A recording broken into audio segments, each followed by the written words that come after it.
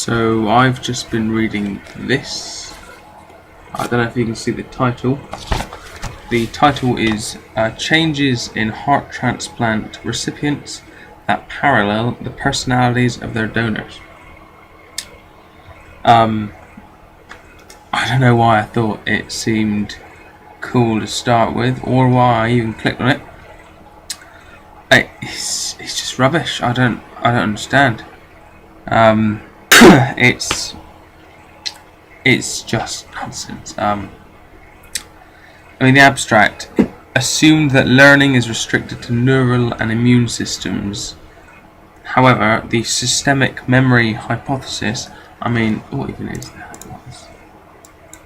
I'm just going to look up what the systemic memory hypothesis is. Yeah, it seems pretty. What this paper basically says is that your heart remembers things, and that transplant patients take on personality aspects of the people they had the organs from, which is a lovely idea.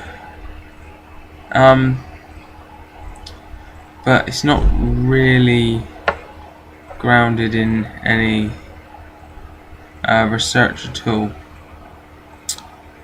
apart from this, which apparently is original research. So the first thing I noticed with this is that it's from a journal called Integrative Medicine, or Integrative, and I had a quick look at what this was, and I thought, I looked on their website for a little bit, and they had little guides to things for $45 each, which is, it's odd they're making money, are they? One of them was for homeopathy, and I really fucking hate homeopathy, and so that turned me against it. So it might just be that, it might be reasonable, I don't think it is, but I'm actually turning against it. But it just seemed to be one of those journals that isn't actually scientific at all, just from some of the stuff they had on there. It seemed like people trying to make things that aren't scientific. I'll show you I'll show you. You can have a look. I'll link it. Homeopathy again came up on the second page. The systemic memory mechanism has been applied to a variety of controversial and seemingly anomalous observations in complementary and alternative medicine, including homeopathy. And I'm like, so what's the point? If you're just going to make that point, it kind of seems like you're using homeopathy as like supporting evidence. And we know it's not. That doesn't work. It just doesn't work.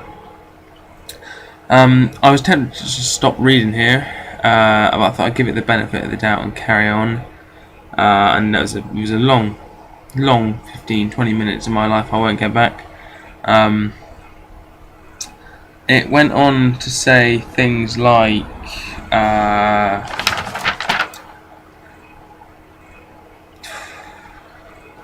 it's just rubbish. It went on to say that about Kentucky Fried Chicken. Even though this is a ridiculous example, it says someone had a heart transplant and they liked KFC afterwards, and the person that died liked KFC because they had KFC in their pockets. And I was like, well, they can't like it that much if it was still in their pocket, can they? But that's not the big point. They also says recipients are referred to by number except when first names are mentioned by family members or friends in the transcripts. That's just not allowed, is it? That's not allowed.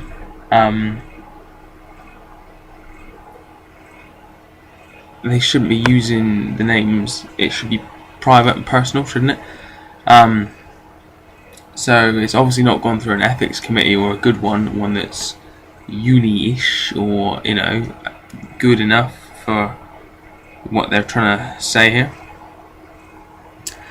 What else is there? There's so much.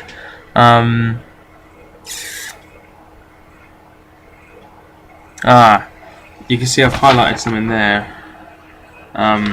This is the first case. They have 10 case studies, thinking that case studies are important if you use 10 of them, apparently.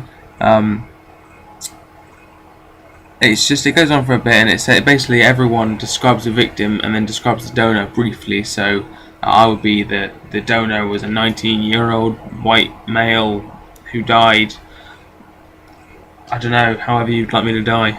And then it would say, a 28-year-old male who was diagnosed with some sort of really long medical term that I don't really know. Strokeolitis. And then it says the donor's father was a psychiatrist. And I'm just like, cool, that's not really relevant, is it? So they did it again on another page. The donor's mother is a physician, and that just seems to me like they're trying to give a bit of oomph to their statements by saying, oh, these people can't be doing any wrong because they're high-ranking medical professionals, so they're trying to support their ridiculous claims by using individuals, which we know that pseudoscience does. I can't go through every single thing here. This table, right, you notice I've written WTF on it. What that table is literally a summary of donor and recipient cases, and it literally has columns are case, age, sex, cause of death, then recipient, age, sex, and diagnosis. And it's all laid out in lovely APA style, all that kind of stuff. But there's just no need for it. There's really no need for it at all. It's pointless. If I put that in a report, I can imagine that Gemma or Dom or Jackie or whoever else would just write on it. No need for this, Jamie. You're a bloody idiot. What's going on? And there's just no need for it. It seems like it's trying to make it more scientific because they know it's not, and they're trying to make it all lovely and sciencey when it's just not. I think it's not. Have you gathered? There's other stuff I should have highlighted more. I happen to find it now. I look very unprofessional. There's also this bit. I'm a doctor. I'm trained to be a keen observer, and has always been a natural-born skeptic, but this was real. I know people will say that I need to believe my son's spirit is alive, and perhaps I do, but I felt it. Isn't that lovely? Isn't that just confirmatory evidence that, the heart has memories and personality, in that a doctor has said so. This is doing my head in. Yeah, that's the first and the second one. There's one that goes on about how she, a man, a lesbian died, and then her heart went to a man. And as a young male, obviously I found it hilarious. But there's going on about how great he is at shagging his girlfriend now, because he has a lesbian's heart. I don't know, but that is apparently what happened. You've then got another table. You can kind of see there, and this table is better, to be honest. It's still in APA style-ish. No, it's not at all. It's not. The title's wrong.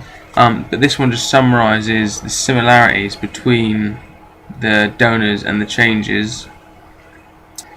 This is the best one, number 4, because it's basically an old white racist man got a 17-year-old black male's heart, and he basically is really racist in the whole thing.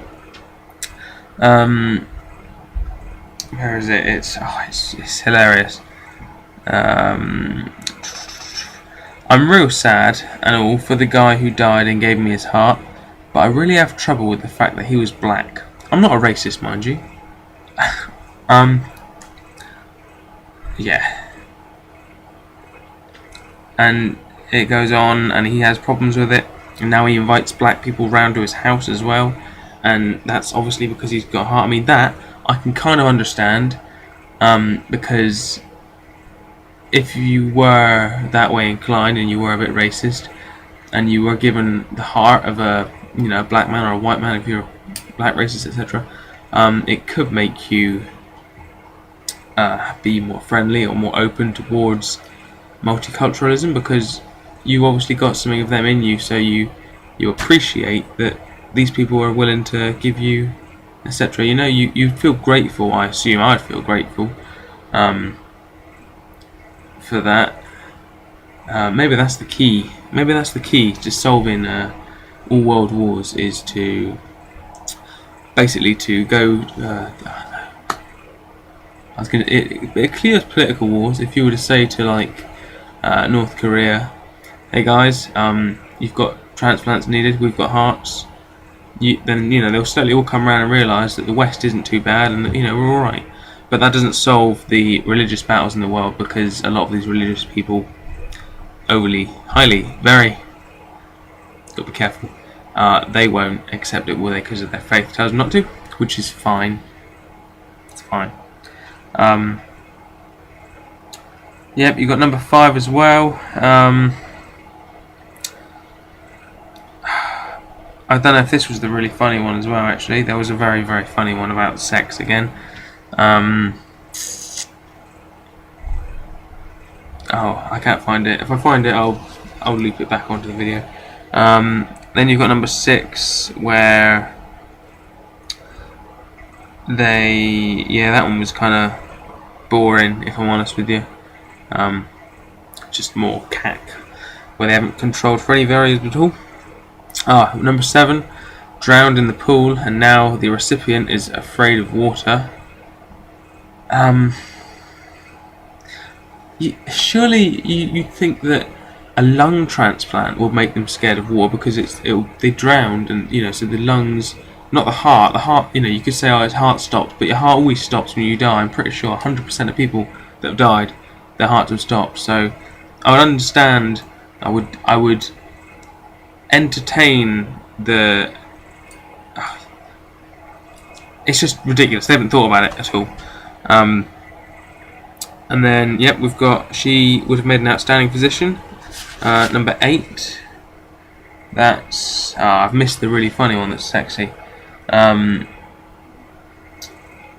It's so bad. They're on about, yes, I talk to her heart, and basically a lot of it they say things like they what's the word? They allude to spiritualism and all that kind of stuff. I think of her as my sister, blah blah blah, all that kind of stuff. They basically talk about how they treat it like some sort of sacredness, and they treat all this energy. They actually talk about energy. I didn't highlight it, but feel free to go through it and have a look for yourself. They talk about energies in people and that kind of stuff, and homeopathy, and that. We've then got a person who fell on a ledge of a windowsill trying to reach a Power Ranger toy. I was actually not allowed to watch them when I was younger, because they were dangerous. My brother and I would beat each other up, or he would beat me up. So they obviously are dangerous. So he fell off a ledge, and now the recipient doesn't like Power Rangers anymore. Then we've got the last one, a police officer shot in the face, and now the recipient sees white light and his face burns, and he sees someone who basically resembles the donor. Not the donor, sorry, the person that shot the police officer, the recipient now claims to see. And they summarise this in that table as flash of light in face, shot in face, vision of person looking like Jesus, the killer. And I just think it's just Jesus the killer is brilliant. And they go on about that as well. They go into names. They talk about the names of the people involved. And then they have a discussion again, which to me seemed to like they're trying to make this more scientific. They basically go through everything again. They don't do a little nice concise summary. They have a massive summary, which isn't needed at all.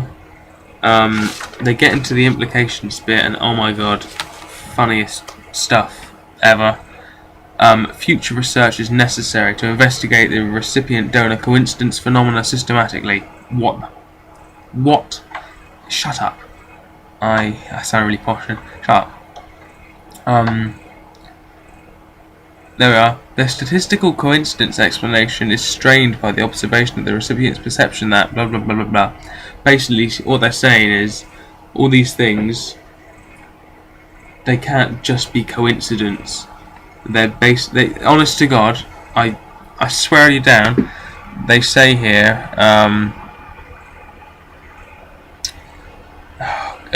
I can't not tell you this. They could potentially be explained as coincidence. There you are. This is the phrase, right? The total set of findings spanning the 10 cases appear too coincidental to be accidental.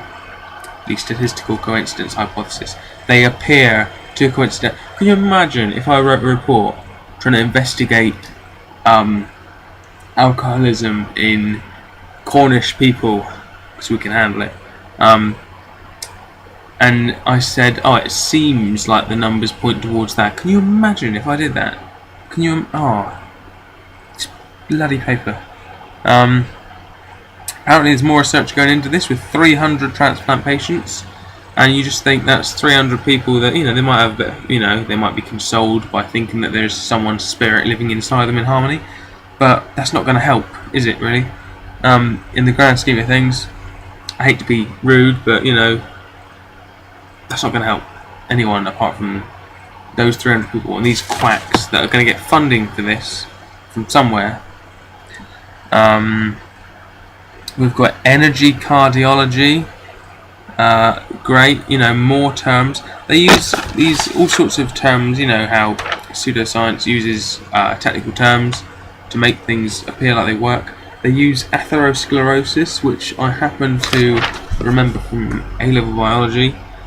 I don't think you need a transplant when you have atherosclerosis. Correct me if I'm wrong, but I seem to recall it being where your arteries and your veins get clogged up with that stuff that is in fluoroproactive cholesterol, and that I think it makes it hard for blood to get through, and it raises your blood tension. I think that's what atherosclerosis is. And I'm pretty sure you don't need a heart transplant for it. You need, you need either a bypass or clearing out or something, flushing out. Get a pipe cleaner in there. So all that kind of stuff as well. 19 minutes. I've been recording for. You probably won't get all that, but we're nearly there. Other forms of energetic communication are also plausible and should be considered. What is this? What is this? Honestly, who has done this? Now here we are. Pearsall, I think, is the man behind this. Yep, he's the guy in charge. Interestingly enough, it says Paul Pearsall, PhD, and everyone's listed as name PhD, but not doctor. Almost like, I don't know, are they too scared to call themselves doctor? I bloody hope so, because they're full of crap. Basically, he was a professor of psychology and psychiatry, and then he became open to the possibility of cellular memory, etc., systemic memory logic. Basically, again, we've got someone who's a high-ranking professional in this area, and thinking that gives them grounds to justify ridiculous claims. Stupid, ridiculous claims. Yep, and then we've also got dynamical energy systems. You get what I'm trying to say. They use a lot of quack terms. There we are. Here we go. Microtubule memory, which sounds an awful lot like homeopathy. I think they talk about homeopathy again.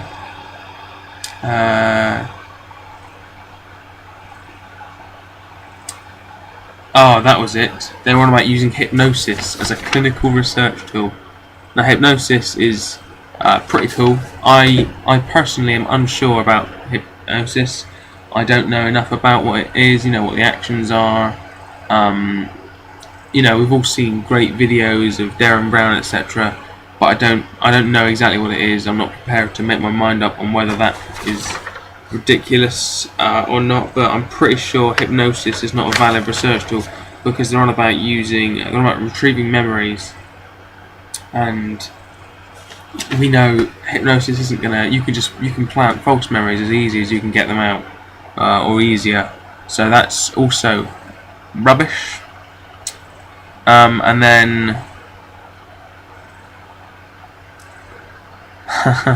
that was it. The very last sentence is: the present findings are reported with the hope that they will stimulate future research to examine the hypothesis seriously. And I just think, so you're a massive laughingstock? It's bollocks is what it is. I would burn it now on camera for you, but I am going to go through it again and keep it as an example of what not to do with your life. I mean, people, it's just ridiculous. I don't really have a lot more to say. Key points then were that it is complete crap. It uses long words to make it look scientific when it's not at all. It uses case studies and coincidences that are not controlled. It uses people who are professionals to try and give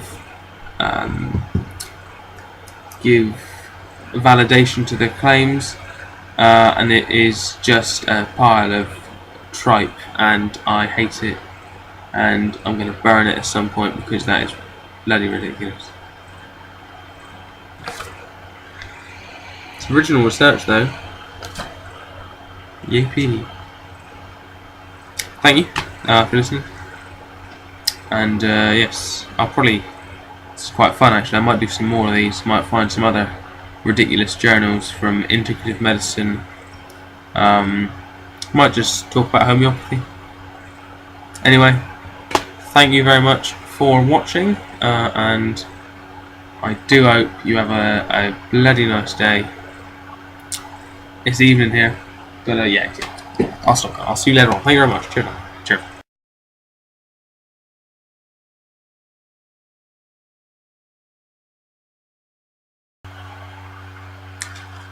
As far as I can tell, everything in there was rubbish. However, if you did notice any mistakes in what I'm saying, or you've got a problem with anything that I've said in there, if I've said something wrong, then do correct me. Do reference it, but do correct me, because I want to know basically if I'm coming off as a dick because I've misunderstood something. Then do correct me and give me your thoughts. Also, just to a quick note, because I know someone will pick up on it. I'm not saying it's funny with what's happened to people. For example, the fact that they're talking in an academic journal about how someone's really horny, and I think that a female heart was going to turn me gay. I'm not saying that's funny at all. Obviously, these are serious things happening in people's lives. I find it amusing that people claim to be scientists and they think this is all serious. It's not amusing as such. It's bloody infuriating. But you've got to laugh with it, or so I'm not taking the piss out of the people that this has happened to. These are all bad stories, and with the 300 people later on that I said as well, and I made it sound like I don't want to help them out. We can help them out. That's good. It's good to know. What I mean is it will sustain the illusion that this kind of rubbish is real, and that your heart can have memories. They even referenced something in there. I can't remember what it was. Have a look. They even referenced someone saying that the heart was the center of emotion, and that. Yeah, honestly, they say it somewhere in there that people used to think that the heart was the center of emotion. Obviously, that's where the phrase comes from, but it's not really, is it? You know, it's all in here. But yeah, so basically, just to cover my own ass, helping out 300 people, that's a good thing. What's bad is that it will sustain the illusion this kind of stuff is real, and I'm not laughing at people who've had horrible things happen to them. I'm laughing at the fact that people are trying to explain it using coincidence and rubbish. Because if you can't laugh at those pseudo-scientific cocks, then you just end up being grumpy and miserable, like I'm going to end up. And you basically end up being like right Richard Dawkins and just shouting at everyone. So yeah, thank you again for watching, and do enjoy the rest of your day. Alright, get on. Cheers now.